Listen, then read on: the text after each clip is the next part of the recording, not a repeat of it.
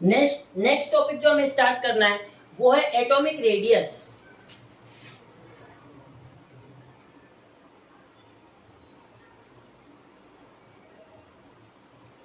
Atomic radius क्या है?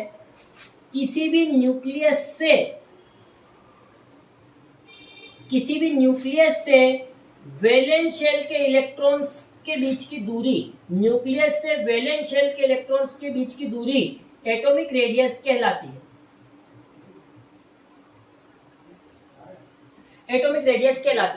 लेकिन इस एटॉमिक रेडियस को एग्जैक्ट नापना, एक्यूरेटली पता करना बहुत मुश्किल है। इसके दो कारण हैं। पहला कारण सिंगल इलेक्ट्रॉन को आइसोलेट करना, क्योंकि इलेक्ट्रॉन्स बॉन्डेड स्टेट में होते हैं, रिएक्ट किए हुए होते हैं, जुड़े हुए होते हैं आपस में। सिंगल इलेक्ट्रॉन को आइसोलेट करना, सिंगल इलेक्ट्रॉन को निकालना बहुत मुश्किल है। तो isolation of single electron is very difficult.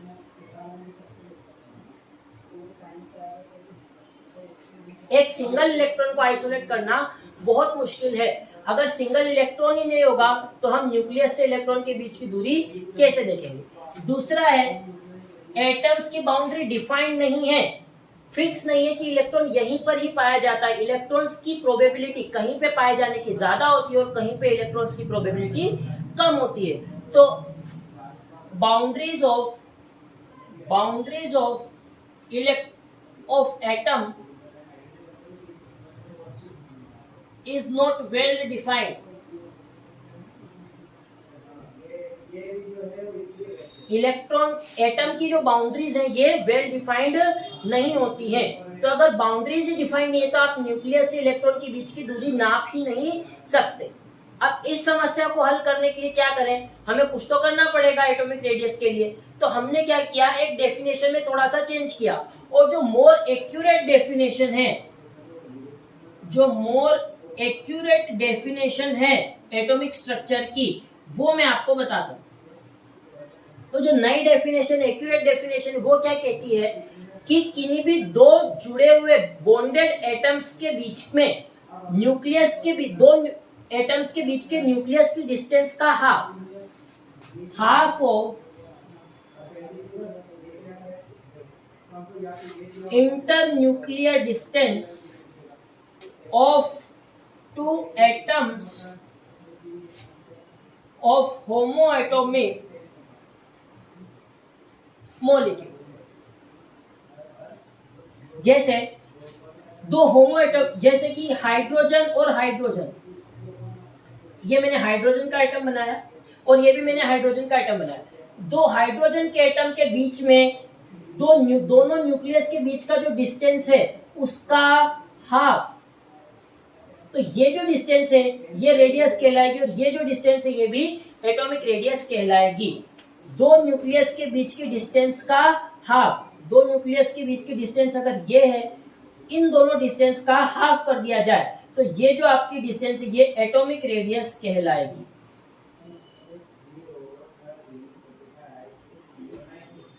ये एटॉमिक रेडियस कहलाएगी।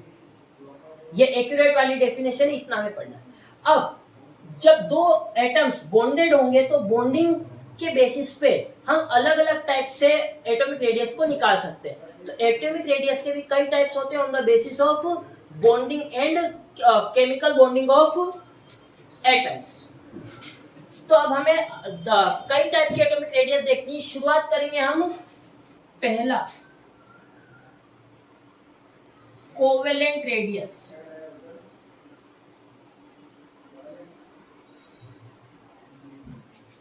पहला हम स्टार्ट करेंगे कोवेलेंट रेडियस।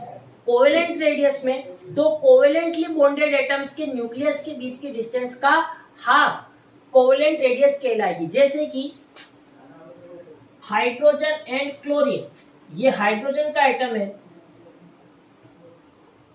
और ये क्लोरीन का एटम है। इन दोनों के न्यूक्लियस के बीच की डिस्टेंस का आधा जब कर दोगे, ये डिस्टेंस आपकी कहलाएगी कोवेलेंट रेडियस। दो न्यूक्लियस के बीच की डिस्टेंस का हाफ कोवेलेंट रेडियस कहलाती है। अगर मैं इन दोनों के बीच की दूरी को डिस्टेंस बिटवीन HCl मान लूं DHCl, तो इनका जो आधा होगा वो रेडियस कहलाएगी, ये भी R और ये भी R। तो DHCl बराबर R प्लस R, R और R 2R, और DHCl और के बीच की डिस्टेंस का हाफ। तो जो रेडियस है वो हाइड्रोजन और क्लोरीन के एटम की न्यूक्लियस की डिस्टेंस का हाफ जो होगा वो कोवेलेंट रेडियस कहलाए। अगली जो हमें रेडियस पढ़नी है वो है आयोनिक रेडियस। कोवेलेंट रेडियस के बाद हमें जो अगली रेडियस पढ़नी है वो है ionic radius. Second is ionic radius. Ions, ions क्या होते हैं? जब भी किसी न्यूट्रल एटम के ऊपर चार्जेस आ जाएं तो उन्हें आयंस कहते हैं। अगर किसी एटम के ऊपर पॉजिटिव चार्ज आ गया है तो वो कैटायन होता है, और अगर किसी एटम के ऊपर नेगेटिव चार्ज आ गया है तो वो एनायन होता है। तो सबसे पहले हम देखते हैं cationic radius. Cationic radius, cationic radius हम कब देखते हैं? जब भी किसी न्यूट्रल एटम के ऊपर पॉजिटिव चार्ज आ जाए। और किसी भी एटम के ऊपर पॉजिटिव चार्ज कब आता है? जब वो इलेक्ट्रॉन्स निकाल देता है। जब भी कोई एटम इलेक्ट्रॉन्स निकाल देता है तब वो कैटायन कहलाता है। अगर मुझे इस कैटायन की रेडियस को देखना है तो इसके ऊपर पॉजिटिव चार्ज है। पॉजिटिव चार्ज का मतलब इसके एटम में प्रोटॉन्स ज्यादा है इलेक्ट्रॉन्स के मुकाबले। इसके एटम में प्रोटॉन्स ज्यादा है इलेक्ट्रॉन्स के मुकाबले। अगर प्रोटॉन्स ज्यादा हैं तो Z इफेक्टिव ज्यादा, इलेक्ट्रॉन कम है तो सिग्मा कम। तो अगर मैं Z इफेक्टिव की बात करूं Z minus sigma, positive charge ज्यादा है, Z ज्यादा है और सिग्मा कम है, इसका मतलब Z इफेक्टिव डेफिनेटली बड़ा होगा। और Z इफेक्टिव बड़ा है मतलब न्यूक्लियस ने वैलेंस शेल को अपनी तरफ खींचा है, तो इसकी जो रेडियस है वो क्या हो जाएगी? हमेशा कम हो जाएगी, क्योंकि वैलेंस इलेक्ट्रॉन को न्यूक्लियस ने Z इफेक्टिव बढ़ने की वजह से खींच लिया है। तो मैं यहां लिख सकता हूं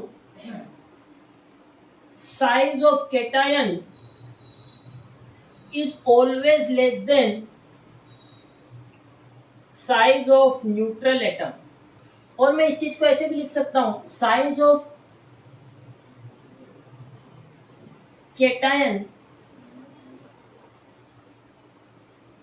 is inversely proportional to the charge of cation और Z इफेक्टिव। देखिए कैटायन के ऊपर चार्ज ज्यादा होगा तो Z इफेक्टिव ज्यादा, लेकिन अगर Z इफेक्टिव ज्यादा हुआ तो साइज ऑफ कैटायन छोटी होती चली जाएगी। कैटायनिक रेडियस के बाद आज दूसरी रेडियस आती है एनायनिक रेडियस। कैटायनिक रेडियस के बाद सेकेंड आती है एनायनिक रेडियस। एनायंस कब बनते हैं? एनायंस तब बनते हैं जब किसी न्यूट्रल एटम ने इलेक्ट्रॉन्स एक्सेप्ट कर लिए हो। किसी न्यूट्रल एटम ने इलेक्ट्रॉन्स एक्सेप्ट कर लिए हो। अब कोई एटम है, उसने इलेक्ट्रॉन्स को एक्सेप्ट कर लिया है, मतलब इलेक्ट्रॉन्स की डेंसिटी बढ़ गई है, ज्यादा इलेक्ट्रॉन्स हो गए, और इलेक्ट्रॉन्स आपस में एक दूसरे को क्या करेंगे? रिपेल करेंगे। और अगर इलेक्ट्रॉन्स आपस में एक दूसरे को रिपेल करेंगे तो न्यूक्लियस का साइज रिपल्शन फोर्स की वजह से बढ़ता चला जाएगा। इसका मतलब जितने ज्यादा इलेक्ट्रॉन्स अंदर आएंगे उतनी ज्यादा साइज बढ़ती चली जाएगी। तो हम इसे कैसे लिखेंगे? Size of anion is directly proportional to charge of anion, और size of anion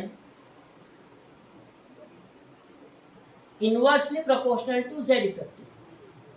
अगर इलेक्ट्रॉन्स अंदर आएंगे तो रिपल्शन बढ़ेगा और अट्रैक्शन कम होगा, और Z इफेक्टिव यही तो है कि कितना अट्रैक्शन फोर्स वैलेंस इलेक्ट्रॉन के ऊपर लग रहा है।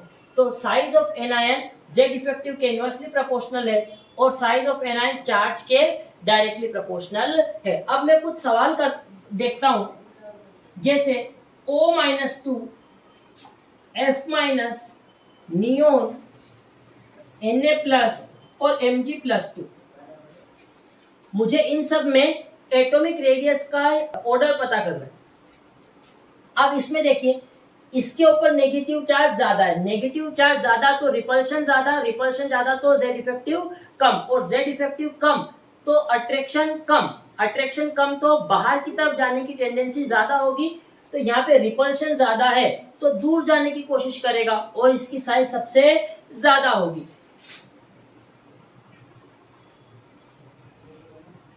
और Mg+2 इसमें पॉजिटिव चार्ज सबसे ज्यादा है, पॉजिटिव चार्ज सबसे ज्यादा है मतलब बाहर वाले इलेक्ट्रॉन्स को अंदर की तरफ खींचने की शक्ति सबसे ज्यादा होगी। और अगर ये सबसे ज्यादा इलेक्ट्रॉन को अंदर की तरफ खींचेगा तो एटम का साइज कम हो जाएगा और वो अंदर की तरफ आ जाएगा तो उसकी साइज कम हो जाएगी। ये था आपका cationic radius and anionic radius, जो आयनिक रेडियस का पार्ट है। अगली रेडियस जो हमें पढ़नी है वो है मेटेलिक रेडियस।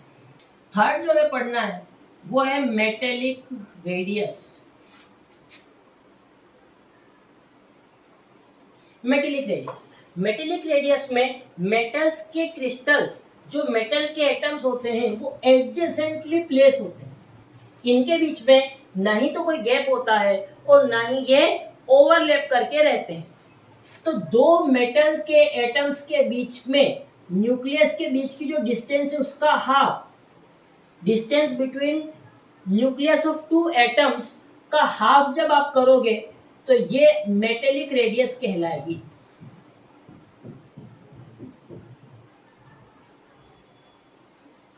मेटेलिक रेडियस कहलाएगी। और फोर्थ जो हमें लास्ट पढ़ना है वो है van der Waals radius. Van der Waals radius, van der Waals radius में क्या होता है, कई एटम्स जो आपस में बॉन्डेड नहीं होते हैं फिर भी एक दूसरे के ऊपर वीक अट्रैक्शन फोर्स लगा करके रखते हैं। जैसे कि ये मेरे पास एक H2 मॉलिक्यूल है, दिस इज H2 मॉलिक्यूल, और ये एक दूसरा H2 मॉलिक्यूल है।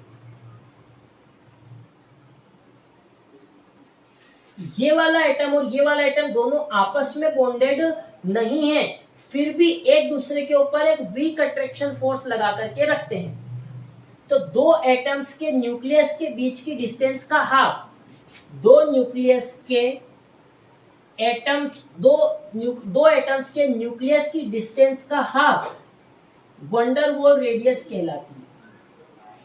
Van der Waals radius. अब एग्जाम में अनगिनत बार, कई बार एक सवाल पूछा गया है, सवाल यह पूछा गया है कि बताइए कोवेलेंट रेडियस, मेटेलिक रेडियस और वंडरवॉल रेडियस में सबसे बड़ी रेडियस कौन सी है। अगर किसी के लिए हम कोवेलेंट रेडियस, मेटेलिक रेडियस और वंडरवॉल रेडियस निकालें तो सबसे ज्यादा कौन सी बड़ी है कौन सी छोटी। तो देखिए वंडरवॉल रेडियस में गैप सबसे ज्यादा है तो सबसे बड़ी वंडरवॉल रेडियस, उसके बाद ये सबसे पहले पे, उसके बाद मेटेलिक रेडियस, मेटेलिक रेडियस में कोई गैप नहीं है तो सेकंड पे, और कोवेलेंट रेडियस में तो ओवरलैपिंग हो जाती है, एटम्स एक दूसरे पे ओवरलैप हो जाते हैं तो कोवेलेंट रेडियस सबसे छोटा। तो इस तरीके का ऑर्डर आता है। अगला हमें देखना है फैक्टर्स अफेक्टिंग एटॉमिक रेडियस। अगला टॉपिक जो हमें शुरू करना है वो है factors affecting atomic radius. Atomic radius को कौन कौन से फैक्टर्स अफेक्ट करते हैं। अब एटॉमिक रेडियस को अफेक्ट करने वाले दो फैक्टर्स हैं। पहला जो फैक्टर है वो है जेड इफेक्टिव।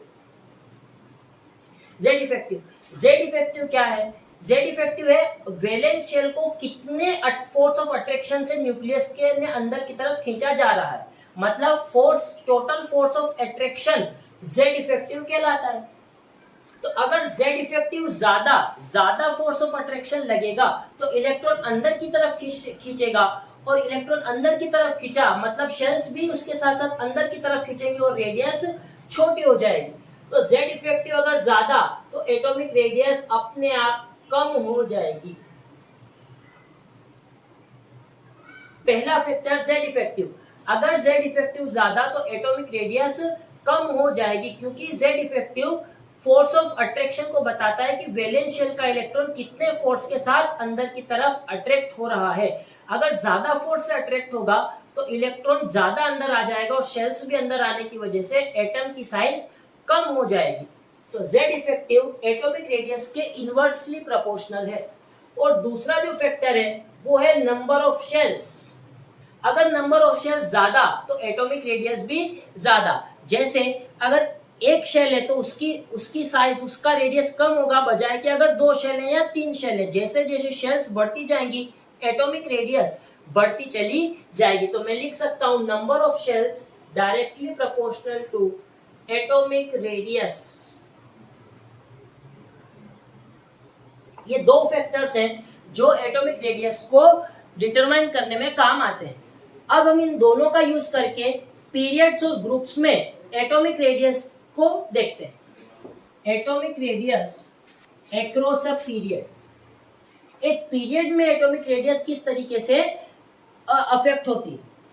अब एक पीरियड, जैसे कि मैं एग्जांपल के लिए सेकेंड पीरियड लिखता हूं, lithium, beryllium, boron, carbon, nitrogen, oxygen, fluorine, नियम।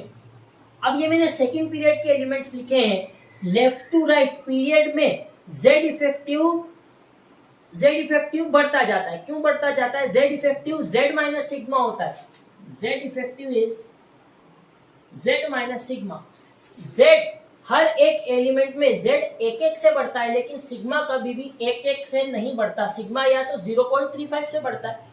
तो जेड 1 से बढ़ा और सिग्मा 0.35 से बढ़ा, मतलब नेट जेड इफेक्टिव क्या हो रहा है? बढ़ रहा है। अगर जेड इफेक्टिव बढ़ रहा है तो एटॉमिक रेडियस कम हो जाएगी। अगर जेड इफेक्टिव बढ़ रहा है तो एटॉमिक रेडियस कम हो जाएगी। तो जैसे जैसे आप आगे जाएंगे जेड इफेक्टिव तो बढ़ेगा, और जेड इफेक्टिव बढ़ेगा तो रेडियस छोटी होती चली जाएगी।